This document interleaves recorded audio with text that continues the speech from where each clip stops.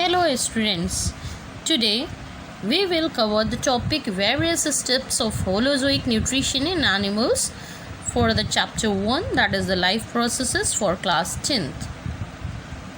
Various steps of Holozoic nutrition in animals. The process of nutrition involves following 5 processes. First one is ingestion.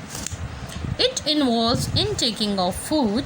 It depends upon the size of the food and the structures adopted for the ingestion.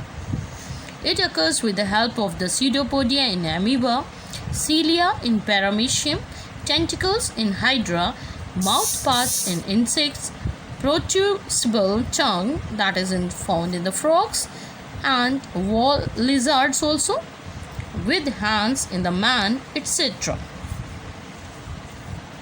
Second process is digestion.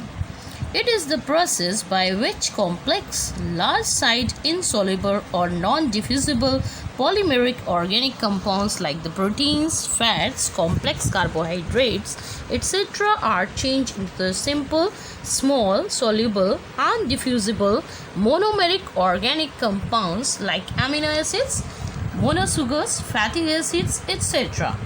In most of the animals, the digestion is partially mechanical, that is, chewing of the food, and partially chemical, that is, breaking down of the polymeric compounds into the monomeric compounds by the hydrolysis. It occurs in the presence of the digestive enzymes present in digestive juices secreted by the digestive glands.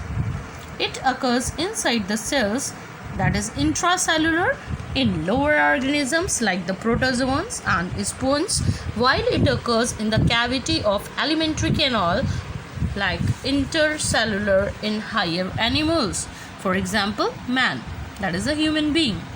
So digestion is a catabolic process.